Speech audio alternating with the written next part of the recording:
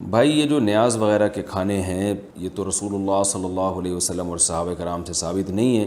कुरान मजीद ने जो हमें हुक्म दिया है सूरह दहर में कि हमारे जो नेक बनते हैं, नेक बंदे वो मिस्कीनों को, गरीबों को और कैदियों को हमारी मोहब्बत में खाना खिलाते हैं। तो उसमें अल्लाह ने कोई दिन मुतय्यन नहीं किया कि 11 तारीख़ को हो, फ़लानी तारीख़ को। पूरे साल आप जब चाहें किसी भी गरीब को खाना खिलाएं, लोगों का ख्याल करें, अल्लाह इससे राज़ी होगा। वो यही सदक़ा है जो इस्लाम में है। इसके अलावा कोई और टेक्निकल किस्म के जो खाने हैं, ठीक है, बाज़ लोगों के पास इसके दलाइल होंगे, लेकिन हमारे इल्म में वो दलाइल हमें समझ में नहीं आते। उलमा की एक बहुत बड़ी जमात को वो दलाइल समझ में नहीं आते। रसूलुल्लाह सल्लल्लाहु अलैहि वसल्लम ने इरशाद फरमाया, हमारे दीन में कोई ऐसी चीज़ ईजाद करे जो हमारे दीन में से नहीं थी तो वो रद्द है, वो मरदूद है। एक रिवायत में मरदूद का लफ्ज़ भी आया, उसको छोड़ दो। तो जिस तरह सहाबा कराम गुरबा और मसाकीन का ख्याल किया करते थे, इसी तरह आप भी कर लिया करें।